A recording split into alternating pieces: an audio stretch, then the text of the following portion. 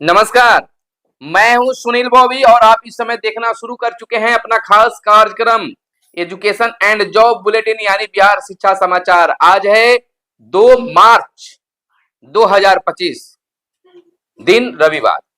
आइए जानते हैं आज की शिक्षा जगत की प्रमुख बड़ी खबरों को।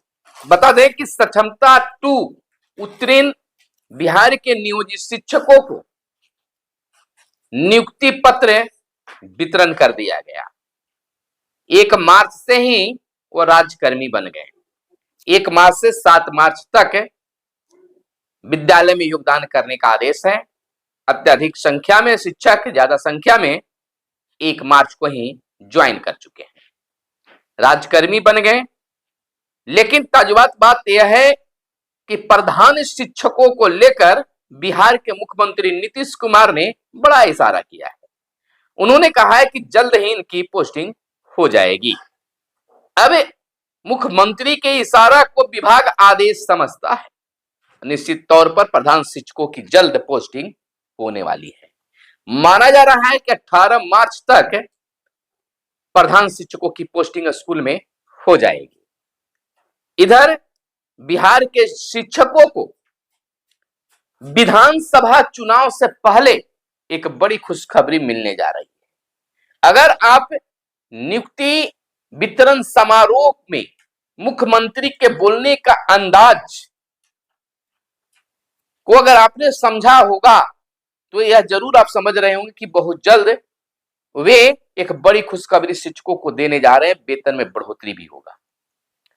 उन्होंने कहा कि हम ही लोग 4000 से इतना तक किया है, यानी कि सारा साफ है। उन्होंने अपील किया है शिक्षकों से कि शिक्षक मन लगाकर बच्चों को पढ़ाएं, उनका विकास करें। इस बात में भी बहुत बड़ी चीज छुपी हुई है। वे शिक्षिकाओं के तरफ मुकाबिल थे और उन्हें हंसने पर मजबूर किया, हंसाने की कोशिश की, हंसा भी दिया। यानी कि साफ शब्दों में एक तरफ जहां उन्हें यह था कि शिक्षक हमारे हैं, और शिक्षक को कई बार मुख्यमंत्री पहले भी कह चुके हैं कि मैंने आपको लाया है और हम सब कुछ देंगे। और मुख्यमंत्री जानते हैं, समझ रहे हैं कि शिक्षक हमारे साथ है। ट्रांसफर की अगर बात करें तो ट्रांसफर की तीसरी लिस्ट 10 मार्च तक जारी होने की संभावना जताई जा रही है, अगर बीच में कुछ अड़चन नहीं हो। लेकिन रफ्तार काफी धीमी है। अगर इस रफ्तार से शिक्षा विभाग काम करती है तो 2025 भी गुजर जाएगा, लेकिन खत्म नहीं होगा। लेकिन अब सरकार की ओर से विभाग पर दबाव है कि शिक्षकों का ट्रांसफर का पटाक्षेप किया जाए, क्योंकि जिस लहजे में शिक्षा मंत्री को मुख्यमंत्री ने भरे समारोह में स्टेज पर खड़ा कर दिया, अब शिक्षा मंत्री बैठेंगे नहीं, अब वह एक्शन में आएंगे और शिक्षा विभाग की हर पहलू पर वो नजर रखेंगे। निश्चित तौर पर शिक्षकों की ट्रांसफर होना तय माना जा रहा है। लेकिन कुछ वैसे शिक्षक जो दूरी के आधार पर ट्रांसफर मांग रहे हैं, होना भी चाहिए, उनको कुछ समय के लिए निराशा हाथ लग सकता है। कारण जो दूसरी लिस्ट जारी की गई है उसमें कुछ शिक्षकों को फिर से दोबारा आवेदन मांगा गया है, क्योंकि वहां रिक्ति नहीं। तो ऐसे तो बहुत सारे शिक्षक हैं जो दूरी के आधार पर तबादला मांग रहे हैं, और खासकर 1-2 जिले में उनका तबादला की मांग है, खास जिलों में ही, जैसे गोपालगंज। तो वैसे स्थिति में उनको निराशा हाथ लगेगा। सरकार बहुत जल्द कई फैसले और लेने वाली। इधर मिड डे मील घोटाला, 8 प्रधानाध्यापकों से 10 लाख वसूली का आदेश। समस्तीपुर से खबर। हाईकोर्ट में अर्जी खारिज होते ही वसूली की कार्रवाई शुरू की गई है। सरकारी स्कूलों में मिड डे मील योजना के बड़े पैमाने पर गड़बड़ी उजागर हुई है। समस्तीपुर जिले के दर्जनों स्कूलों में पिछले 5 वर्षों से अवैध निकासी का खेल चल रहा था। सरकार ने जब जांच तेज की तो आरोपी प्रधानाध्यापक पहले डीईओ के पास पहुंचे, राहत नहीं मिली तो हाईकोर्ट में अपील की। लंबी सुनवाई के बाद हाईकोर्ट ने दर्जनों आरोपियों की याचिका खारिज कर दी। कुछ मामलों की सुनवाई के लिए मिड डे मील योजना के निदेशक को अधिकृत किया गया। इसके बाद विभाग ने 8 प्रधानाध्यापकों से 9,69,000 रुपए की वसूली का आदेश जारी किया। तय समय में राशि जमा नहीं करने पर वेतन से कटौती करने का निर्देश दिया गया है। समस्तीपुर जिले में अब तक 70 लाख, कह सकते हैं कि 70 लाख की वित्तीय अनियमितता सामने आई है, लेकिन हाईकोर्ट में अपील के कारण वसूली कम हो पाई है। बिहार के कई जिलों में मिलाकर करीब 10 करोड़ की अवैध निकासी का आरोप है। मिड डे मील योजना में अनियमितता के कारण 8 प्रधानाध्यापकों पर 9,69,000 का अर्थदंड लगाया गया है। समय पर राशि जमा नहीं करने पर वेतन से 20% प्रतिमाह कटौती होगी। डीपीओ स्थापना से जारी पत्र के अनुसार शिक्षकों को नामित किया गया है कि किस शिक्षक को कितना बकाया है, कितना वसूली करना है। वहीं हम आपको बता दें कि अब समरसेबुल की जांच तेज हो गई है। कई जिलों से शिक्षकों ने बताया कि जब समरसेबुल की जांच हो रही है और उसमें रस्सा डालकर उसकी गहराई को नापा जा रहा है, तो कहीं 110 फीट, तो कहीं 150 फीट, तो कहीं 140 फीट ठहर रही, कहीं कहीं मानदंड के अनुसार कुछ कम हो रहा है। यानी कि इस चीज की अगर सही समरसेबुल की जांच हो तो विभिन्न जिलों से बहुत बड़े घोटाले का पर्दाफाश हो सकता है, लेकिन ऐसा होगा तब। लेकिन जांच अब तेज हो गई है। शिक्षक बता रहे हैं कि हमारे यहां भी ऐसी बात हुई, लेकिन वह समरसेबुल सही रूप से नहीं ठहरा। स्कूल में अंडा खाने से 50 बच्चों की बिगड़ी तबीयत। देखिए, कई जगहों से यह बातें आ रही है, अंडा को भी अब देखकर खरीदने की जरूरत है, और नहीं तो अंडा से भी कई तरह की घटनाएं घट रही है। आगे की खबर की ओर हम चलते हैं, उससे पहले आपसे आग्रह है कि चैनल को जरूर सब्सक्राइब कर लीजिएगा। अब तक अगर आपने सब्सक्राइब नहीं किया होगा तो वीडियो को तो आप लाइक करिए ताकि हमें उत्साह मिले।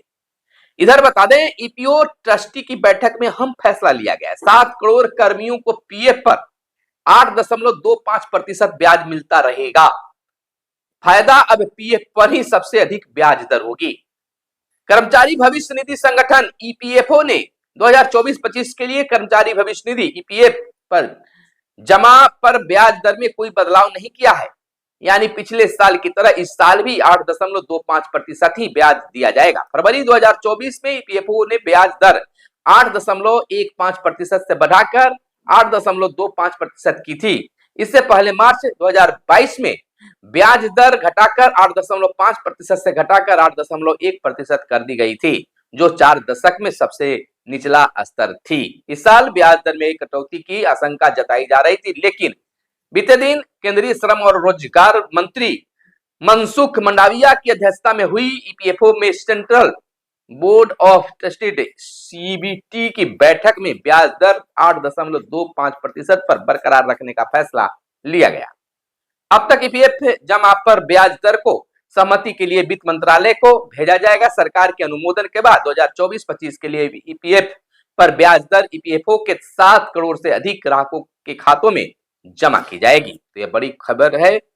वहीं आपको बता दें, पिछले 6 वर्षों में बच्चों पर खर्च 2.5 गुना बढ़ा। 2016-17 में प्रति बच्चा 3,275 रुपए खर्च, 2022-23 में 9,131 रुपया हो गया।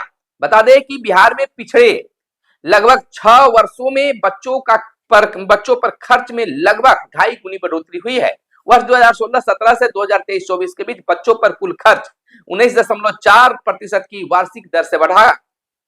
2016-17 में बिहार में प्रति बच्चा खर्च 3,275 रुपए था, जो 2022-23 में यह राशि 9,131 रुपए पहुंच गया है। राज्य में कुल बजट का 18% हिस्सा बाल विकास पर खर्च होते हैं। बच्चों पर खर्च बढ़ने से उनके स्वास्थ्य पर सकारात्मक असर पड़ रहा है।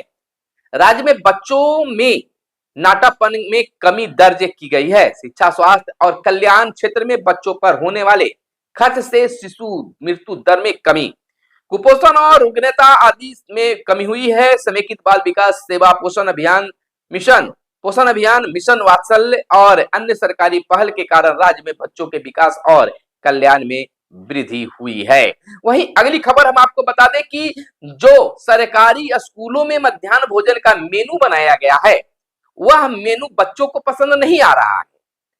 क्या जा रहा है कि मिश्रित सब्जी, दाल सब्जी मिश्रित बनाने की जो प्रक्रिया है, उसमें बच्चों को बेहतर व मिश्रित दाल सब्जी नहीं मिल पा रहा है। कभी दाल ज्यादा तो कभी सब्जी, कहीं कहीं तो यह भी कहा जा रहा है कि दाल ही नजर आ रही। शिक्षक भी इस चीज में बदलाव करने की मांग विभाग से किया है कि जांच करते हुए इसकी बदलाव किया जाए, क्योंकि बच्चे इस तरह के भोजन पसंद नहीं कर रहे हैं। दाल भात सब्जी बेहतर भोजन था, इसी को बरकरार रखा जाता, बल्कि सोयाबीन के जगह पर सब्जी ही कर दिया जाता, क्योंकि जिस दिन सोयाबीन होता है उस दिन सब्जी और बिल्कुल ठीक ठाक नहीं होता है। वहीं अगली खबर हम आपको बता दें कि 2 महीने तक का अंतराल निरंतर सेवा माना जाएगा। शुक्रवार को केंद्रीय श्रम एवं रोजगार मंत्री डॉक्टर मनसुख मंडाविया की अध्यक्षता में संपन्न हुई ईपीएफओ केंद्रीय न्यायिक बोर्ड की बैठक में ब्याज दरों में कोई बदलाव न करने का जहां निर्णय लिया गया, वहीं अहम संशोधन कर सिफारिश बोर्ड पे की गई। बोर्ड ने सेवा निरंतरता से जुड़े नियमों में भी बदलाव की सिफारिश की है। अब 2 महीने तक के अंतराल को निरंतर सेवा के रूप में माना जाएगा। इस परिवर्तन से हर वर्ष सेवा के दौरान मृत्यु के 20,000 से अधिक मामलों में श्रमिकों को लाभ मिलेगा। मौजूदा वक्त में 2 प्रतिष्ठानों में रोजगार के बीच 1 या 2 दिन का अंतर होने पर न्यूनतम 2.5 लाख और अधिकतम 7 लाख तक का कर्मचारी जमा लिंक्ड बीमा का लाभ नहीं दिया जाता था, क्योंकि 1 वर्ष की निरंतर सेवा की शर्त पूरी नहीं होती थी। तो इसमें बड़ा बदलाव किया गया है। वहीं अगली खबर हम आपको बता दें कि स्कूलों में निःशुल्क चश्मा वितरण होगा। मंगल पांडे का ऐलान है। शिविर लगाकर नेत्र रोगियों को निःशुल्क सेवा चश्मा बांटा जाएगा। सरकारी अस्पतालों में नेत्र रोगियों को निरंतर नियमित जांच भी होगी और स्कूलों में बच्चों को भी जांच करके चश्मा देने का यह बड़ा ऐलान स्वास्थ्य मंत्री मंगल पांडे ने किया है। वहीं बड़ी खबर हम आपको बता दें, ध्यान से सुनिएगा। सीटीईटी पास किए बिना नहीं पढ़ा सकेंगे अब शिक्षक। दिल्ली हाईकोर्ट का फैसला, सरकारी और निजी स्कूलों पर होगा यह लागू। पहले से नियुक्त शिक्षकों पर भी नियम होगी लागू। नई नियुक्ति में भी इस नियम का पालन किया जाना आवश्यक होगा। कोर्ट ने कहा एनसीटी 4 सप्ताह में देश भर में परीक्षा की योजना तैयार करे। सेवारत शिक्षकों के लिए बीएड या समकक्ष डिग्री अथवा शिक्षण संबंधी डिप्लोमा लेना अनिवार्य। परीक्षा उत्तीर्ण किए बिना शिक्षकों की नौकरी बरकरार नहीं रह सकेगी। 2015 में संशोधन के साथ किया लागू। जनहित याचिका पर आदेश दिया। 5 लाख शिक्षकों पर कोर्ट के आदेश का असर पड़ेगा। 14 मई को मामले की अगली सुनवाई करेगा कोर्ट। बड़ी फैसला है शिक्षकों को लेकर। पहले से नियुक्त शिक्षकों पर भी यह नियम लागू होगा, यानी कि तमाम शिक्षकों पर यह नियम लागू होने जा रहा है।